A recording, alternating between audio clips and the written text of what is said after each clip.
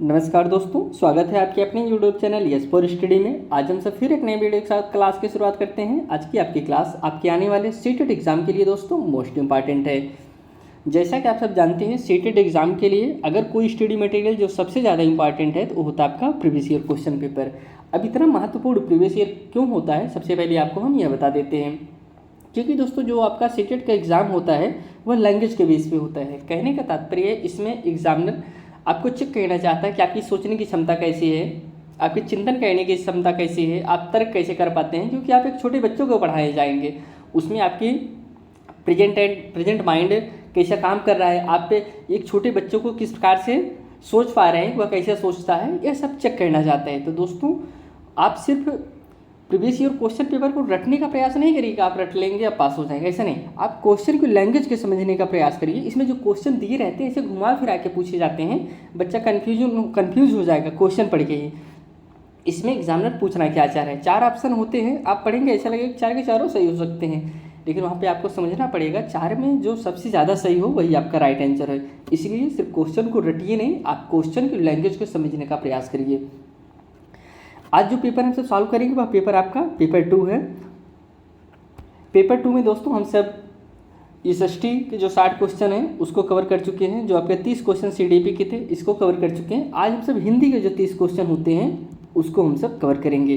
कुछ बच्चे होते हैं जो हिंदी को ज़्यादा लाइटली नहीं लेते हैं, कि बोलते हैं चलिए हम तो इसको लास्ट में कर जाएंगे, लेकिन वही बच्चे फिर कहते हैं कि हमारा हिंदी तो आ रहा था लेकिन छूट गया। इसलिए अगर आपने हिंदी को तैयार कर लिया तो हिंदी से आपका 60 क्वेश्चन तैयार हो जाता है। 30 क्वेश्चन संस्कृत और 30 क्वेश्चन हिंदी, क्योंकि दोनों का सिलेबस सेम है। हिंदी का जो सिलेबस है वही सेम टू सेम सिलेबस, एक शब्द नहीं बदला है, वही संस्कृत का सिलेबस है। सिर्फ वह संस्कृत में लिखा रहता है या हिंदी में लिखा रहता है। इसलिए हिंदी को आप अच्छे से तैयार करिए। दोस्तों अगर आप इस चैनल पर नए हैं तो चैनल को जरूर सब्सक्राइब कर लीजिए। आपके एग्जाम के पॉइंट ऑफ व्यू से बहुत ही महत्वपूर्ण चैनल है, जो कि आपके लिए हर सब्जेक्ट उपलब्ध करा रहा है। और आपको इस चैनल पर 2011 से लेकर 2024 तक, जनवरी 2024 तक जितने भी आपके सीटेट के एग्ज़ाम हुए हैं सभी previous year question paper daily solve कराए जा रहे हैं। आप इस प्लेलिस्ट में देख भी रहे होंगे, आपको इस प्लेलिस्ट में सबसे ज़्यादा वीडियो मिल जाएंगे जो कि आपके सिर्फ प्रीवियस ईयर क्वेश्चन पेपर हैं। आपको जिस भी सन का previous year question paper solve करना है, पेपर 1 पेपर 2 आपको इसमें मिल जाएंगे। आइए चलिए हम सब आगे बढ़ते हैं और क्लास की शुरुआत करते हैं। यहाँ से दोस्तों हिंदी के क्वेश्चन शुरू होते हैं। हिंदी में टोटल 30 क्वेश्चन पूछे जाते हैं। 15 क्वेश्चन आपके आते हैं गद्यांश पद्यांश से, 15 क्वेश्चन पूछे जाते हैं पेडागोजी से। तो आपको गद्यांश पद्यांश दिया रहता है, उसी को पढ़ना होता है और उसी से क्वेश्चन बने होते हैं उसको सॉल्व करना होता है। दिए गए गद्यांश को पढ़कर पूछे गए प्रश्न का उत्तर दीजिए। यहाँ से गद्यांश शुरू होता है, कह रहे हैं बस्तर में बहुत कुछ बदल रहा है, लेकिन यह जो बदल रहा है विकास के अर्थ में नहीं बल्कि बस्तर की उन परंपराओं के संदर्भ में है जो अपना जीवन काल पूरा करके अब अपने अवसान की ओर अग्रसर हो रही है। यहाँ यह सब जिस संदर्भ से संबंधित है वह बस्तर का सूर्य चंद्र का अनोखा लीप शास्त्र है। आगे बढ़ते हैं। लीप शास्त्र है जो वहाँ के आदिवासियों के पास उनके विशिष्ट आकार भावों में मालूम नहीं कब से सुरक्षित रहा। आकार भावों में सुरक्षित यह कम से कम इतना पुराना तो हो ही चुका है जितना पुराना होने पर किसी प्रथा को हम परंपरा कहने लगते हैं। हम चकित रह जाते हैं कि सूर्य चंद्र पशु पक्षी और अपने काल के जीव जगत की अनोखी लीप में अपने किसी पूर्वज की स्मृतियों को अपने शरीर पर धारण किए हुए एक काष्ठ स्तंभ जाने कब से ऐसे खुले आकाश के नीचे खड़े हैं।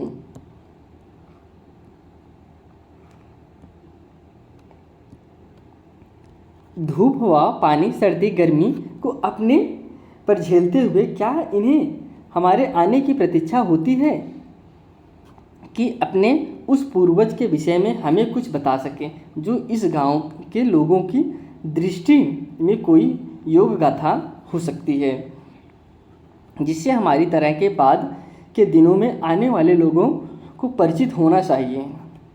जो सुघड़ आकृतियाँ काष्ठ स्तंभ पर उकेरी जाती हैं अपने पारंपरिक बल्कि अनुष्ठानिक आकार भावों में वही लाल पीले हरे चटक रंगों में इन प्रस्तर स्तंभों पर चित्रित हैं।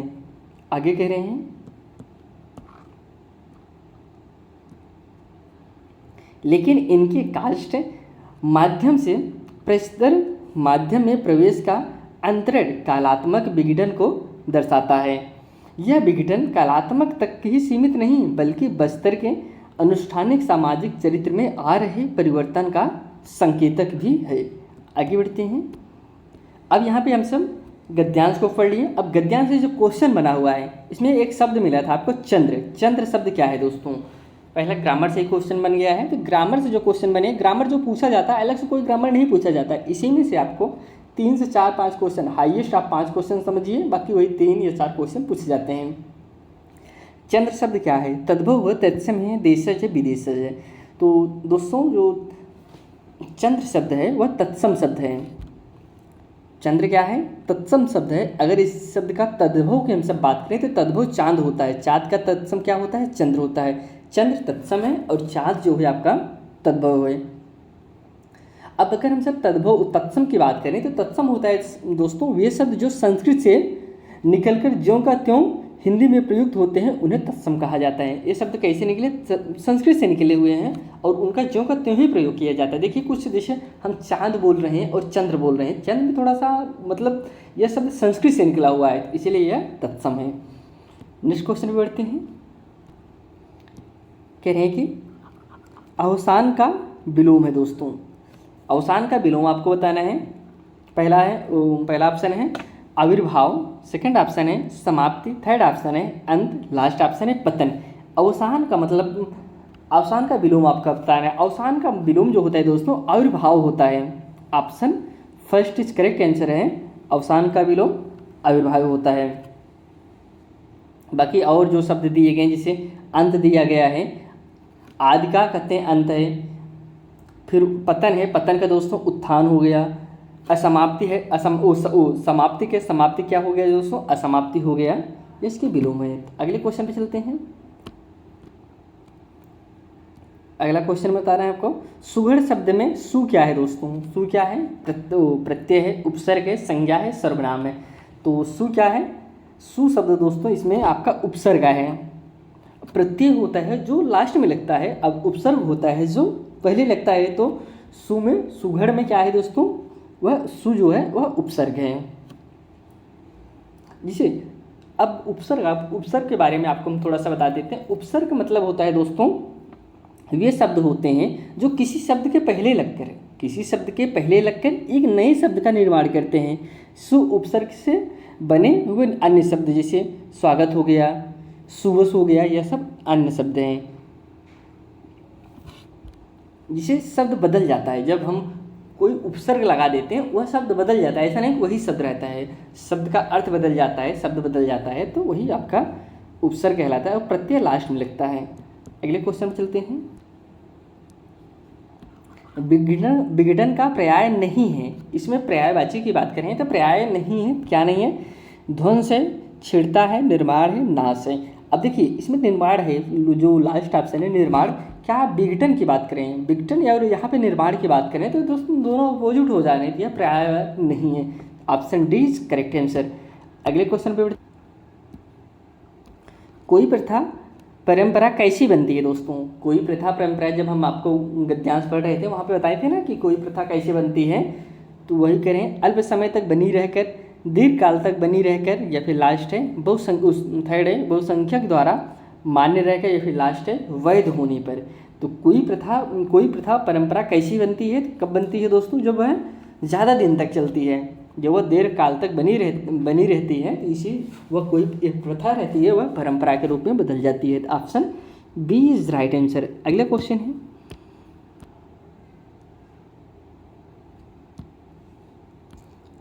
बस्तर के विशिष्ट आकार भावों में निम्नलिखित चित्र नहीं है। कौन सा चित्र नहीं? सूर्य चंद्र, पशु पक्षी, शिव पार्वती या फिर अनुष्ठानिक चित्र। अब इसमें जितने भी क्वेश्चन बने हैं इन सब के बारे में हमसे ऊपर पढ़े हुए हैं, उसमें किसके चित्र नहीं है? Option C Shiva Parvati. इसमें नहीं पूछा गया तो गलत आपका राइट आंसर हो जाएगा। तो option C is right answer. अगले क्वेश्चन पे बढ़ते हैं।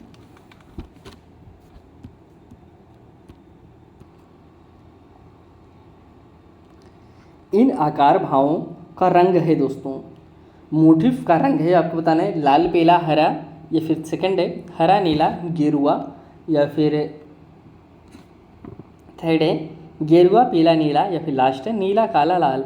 तो कैसा रंग है दोस्तों, उस हमने गद्यांश में आपको बताया था। तो ऑप्शन फर्स्ट लाल पीला हरा, option A is right answer. अगले क्वेश्चन चलते हैं।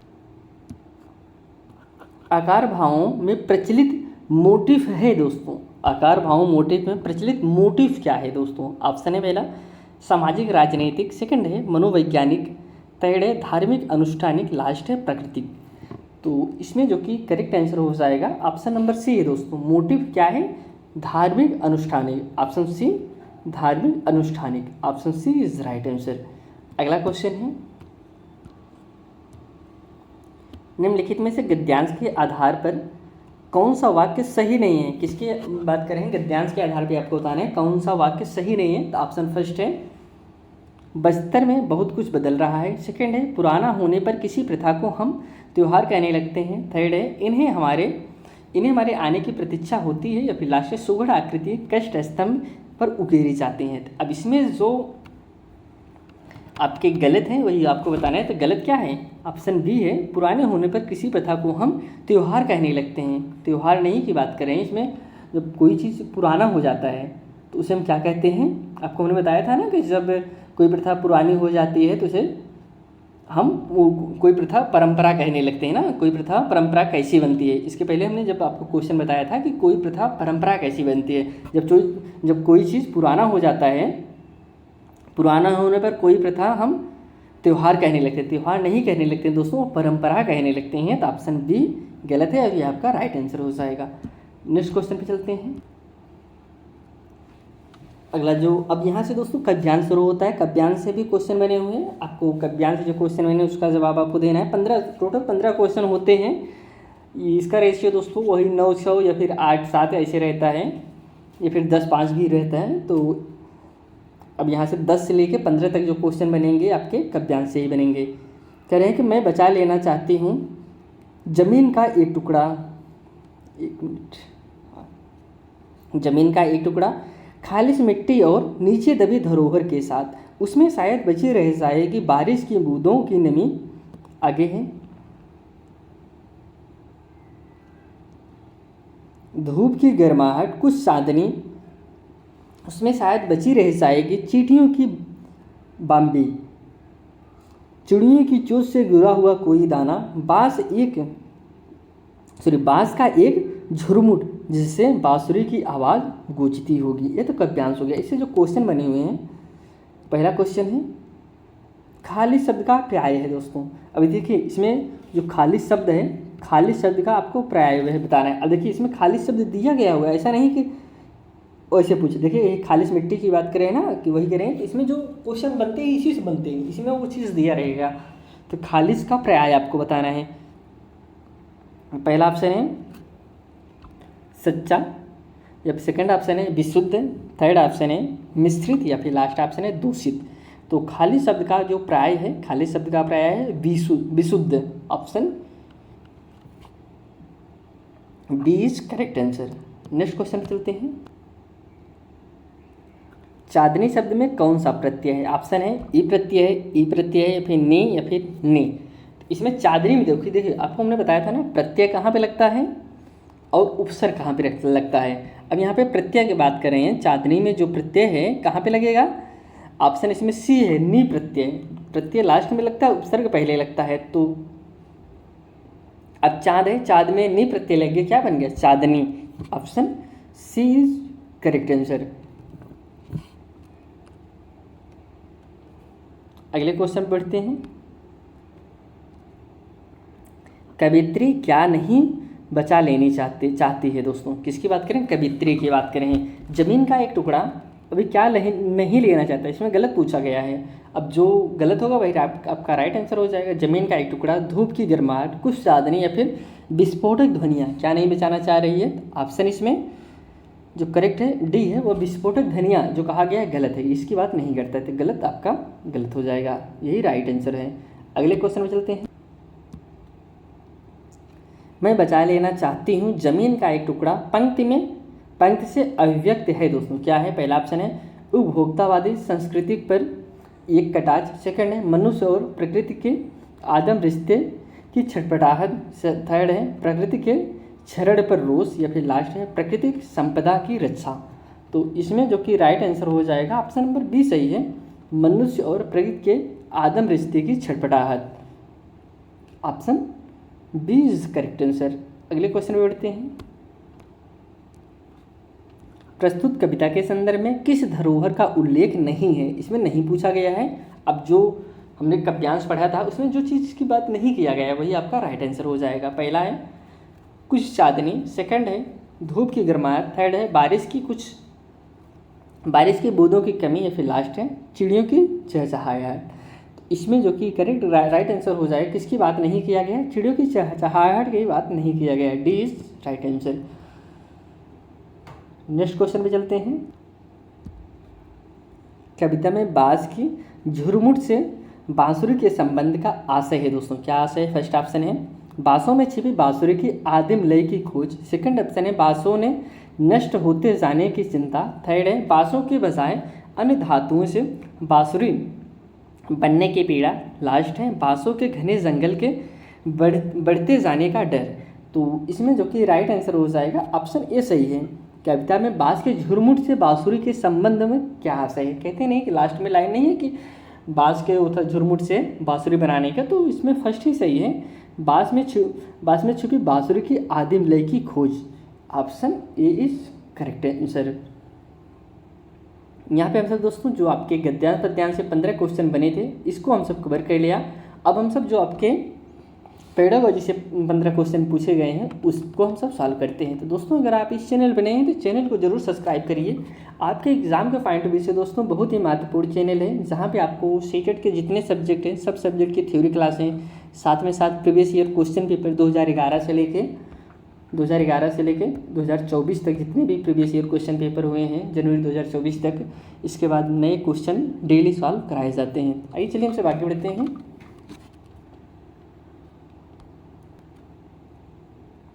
निम्नलिखित में से कौन सा सिद्धांत राष्ट्रीय पाठचर्या रूपरेखा 2005 के 5 निर्देशक सिद्धांतों में शामिल नहीं है? इसमें नहीं पूछा गया है, जो गलत होगा वही आपका राइट आंसर हो जाएगा। पहला ऑप्शन है ज्ञान को विद्यालय से बाहर के जीवन से जोड़ना, सेकंड है यह सुनिश्चित करना कि अधिगम रटंत अधिगम पर आधारित ना हो, थर्ड है पाठचर्या को इस प्रकार से समृद्ध करना कि वह बच्चों के समग्र विकास में मदद करे और पाठ्य पुस्तक केंद्रित ना हो, या फिर लास्ट है एक व्यावसायिक अध्यापक की भूमिका निभाना। अब इसमें जो ऑप्शन गलत है, देखिए ऑप्शन सी ही आपका गलत है और यही आपका राइट हो जाएगा। अब क्यों यह गलत है? पाठचर्या को इस प्रकार से समृद्ध करना कि वह बच्चों के समग्र विकास में मदद करे और पाठ्य पुस्तक केंद्रित ना हो दोस्तों, यही आपका सही है। शामिल नहीं, यह चीज़ शामिल नहीं दोस्तों, पाठ्य पुस्तक केंद्रित ना हो।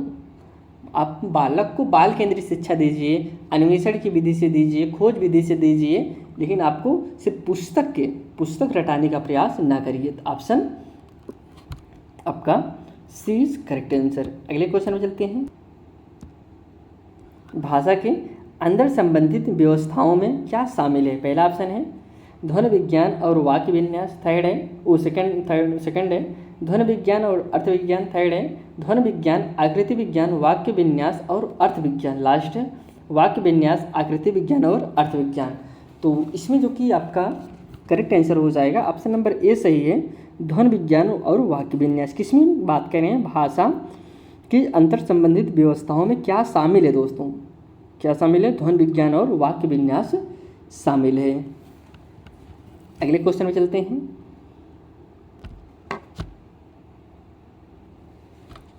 किसके द्वारा शिक्षार्थियों को व्यक्तिगत भूमिकाओं के आवंटन के बिना विशिष्ट संदर्भों में लक्ष्य भाषा के प्रयोग के अवसर दिए जाते हैं? पहला ऑप्शन है अभिव्यक्ति, सेकंड ऑप्शन है सिमुलेशन, थर्ड ऑप्शन है रोल प्ले, लास्ट ऑप्शन है प्रतियोगिता। तो इसमें जो कि राइट आंसर हो जाएगा ऑप्शन ए इज अभिव्यक्ति।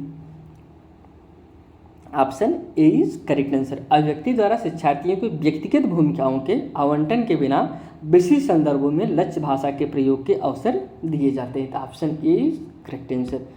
अगले क्वेश्चन चलते हैं। बच्चे भाषा सीखने की क्षमता के साथ पैदा होते हैं, यह मुख्यतः यह किसका विचार है दोस्तों? ऑप्शन फर्स्ट है वाइगोस्की का, सेकंड है इवान पावलोव का, थर्ड है नोम चॉम्स्की का, या फिर लास्ट है जीन पियाजे का। जैसा कि आप सब जानते होंगे, जो यह तर्क था कि बच्चे में भाषा सीखने की क्षमता जन्मजात होती है, किसने कहा था? तो यह दोस्तों आपके नोम चॉम्स्की ने कहा था। Option C is correct answer. अगले क्वेश्चन में बढ़ते हैं। मैंने चाट खाई और फिर मैंने हंसी, शर्मिला का यह भाषा प्रयोग मुख्यतः किस ओर संकेत करता है दोस्तों? ऑप्शन फर्स्ट है व्याकरणिक नियमों की जानकारी न होना, सेकंड है नियमों के अति सामान्यीकरण, थर्ड है भाषा प्रयोग में असावधानी, या फिर लास्ट है भाषा की समझ न होना। इसमें क्या कह रहे हैं कि मैंने चाट खाई और फिर मैंने हंसी, शर्मिला का यह भाषा प्रयोग मुख्यतः किस ओर संकेत करता है? तो यह दोस्तों ऑप्शन इसमें जो सही ऑप्शन है, ऑप्शन आपका ए सही होगा, व्याकरण नियमों की जानकारी न होना। Option A is correct answer. अगले क्वेश्चन बढ़ते हैं। लिखित कार्य की जांच में बच्चों की सहायता लेने से, ऑप्शन फर्स्ट है केवल पठन कौशल का अभ्यास होता है। देखिए केवल ऐसा शब्द है, केवल जिसमें आ जाता है वो आपका नेगेटिव पॉइंट है, वो आपका सही ही नहीं होगा, ये तो ऑप्शन सही ही नहीं होगा। सेकंड ऑप्शन है बच्चे ज़्यादा गलतियाँ ढूंढना सीख जाते हैं। सेकंड ऑप्शन, थर्ड ऑप्शन है बच्चों को दूसरों के हस्तलिखित सामग्री को पढ़ने का अवसर और अवलोकन क्षमता के विकास का अवसर मिलता है, या फिर लास्ट है बच्चे दूसरे के विचारों से परिचित होते हैं। तो इसमें जो कि आपका करेक्ट आंसर हो जाएगा ऑप्शन नंबर सी सही है, बच्चों को दूसरे के हस्तलिखित सामग्री को पढ़ने का अवसर और अवलोकन क्षमता के विकास का अवसर मिलता है। Option C is correct answer. अगले क्वेश्चन पे चलते हैं। लोकगीतों को भाषा की कक्षाओं में स्थान दिया जाना चाहिए क्योंकि, ऑप्शन फर्स्ट है लोकगीतों को बढ़ावा देना भाषा शिक्षण का मुख्य उद्देश्य है, सेकंड है लोकगीत गाए जा सकते हैं, थर्ड है केवल लोकगीतों के माध्यम से पारंपरिक मूल्यों की शिक्षा दी जा सकती है, लास्ट है इससे बच्चे संस्कृतिगत विशेषताओं से परिचित होते हैं। तो इसमें जो कि आपका करेक्ट आंसर है ऑप्शन नंबर डी सही है, इससे बच्चे संस्कृतिगत विशेषताओं से परिचित होते हैं। Option D is correct answer. लोकगीतों भाषा को कक्षाओं में इसीलिए शामिल करना चाहिए कि दोस्तों इससे जो कल्चर होता है, बच्चे का कल्चर होता है, उससे परिचित होते हैं और उसको जानते हैं। Option D is correct answer. अगले क्वेश्चन पे चलते हैं। पाठ पढ़कर बच्चों से प्रश्न बनवाने से, पहला ऑप्शन है इस बात का पता चलता है कि बच्चे प्रश्नवाचक शब्दों से परिचित हैं या नहीं हैं, सेकंड ऑप्शन है शिक्षक को यह जानने का अवसर मिलता है कि बच्चों के ने पाठ को कितनी गहराई से समझा है, थर्ड है कक्षा कार्य की अच्छी युक्ति पूरी होती है, या फिर लास्ट है प्रश्न बनाने की आदत का विकास होता है। तो इसमें जो कि आपका राइट आंसर है ऑप्शन नंबर बी सही हो जाएगा। शिक्षक को यह जानने का अवसर मिलता है कि बच्चों ने पाठ को कितनी गहराई से समझा है। पाठ पढ़कर बच्चों से प्रश्न बनवाने, जब कोई बच्चा कोई पाठ पढ़ा हो फिर आप उसे कहिए इसी पाठ से संबंधित आप क्वेश्चन को बनाइए, तो इससे क्या होगा, वह आप यह समझ सकते हैं कि जो बच्चा है वह पाठ को किस प्रकार से पढ़ा है और उसे कितना समझ में आया है। तो option B is correct answer. अगले क्वेश्चन पे किसी भाषा कक्षा में कहानी कथन की आवश्यकता के संदर्भ में कौन सा तर्क उचित नहीं है, इसमें नहीं पूछा गया, जो गलत होगा वही आपका राइट आंसर हो। पहला ऑप्शन है सभी बच्चों को भाषा सुनने का प्रवेश मिलता है, सेकंड ऑप्शन है सभी बच्चों की क्षमता को ध्यान रखते हुए यह उचित नहीं है, थर्ड है बच्चों को शब्द भंडारण के विकास के अवसर प्राप्त होते हैं, लास्ट है सभी बच्चों की क्षमता अनुसार कल्पना शक्ति का विकास होता है। तो इसमें जो कि करेक्ट आंसर हो जाएगा ऑप्शन आपका डी सही है, सभी बच्चों की क्षमता अनुसार कल्पना शक्ति का विकास होता है। Option D is correct answer. अगले क्वेश्चन पे बढ़ते हैं।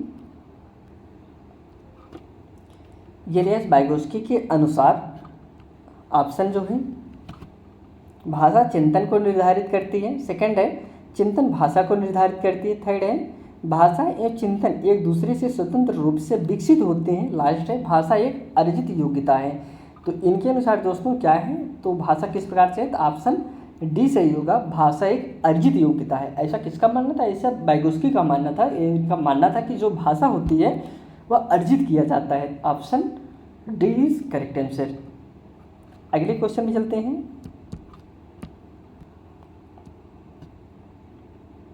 भाषा शिक्षण के संदर्भ में कौन सा कथन सही नहीं है। अब इसमें नहीं पूछा गया है, जो आपका ऑप्शन गलत होगा वही आपका राइट आंसर हो जाएगा। पहला ऑप्शन है भाषा अर्जन और भाषा अधिगम में अंतर होता है।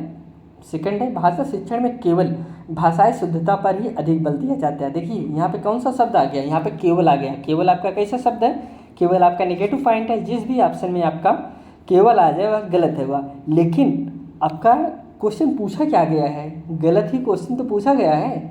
आपका यह ऑप्शन भी सही हो सकता है, यह गलत है इसलिए आपका गलत पूछा गया है, सही हो सकता है।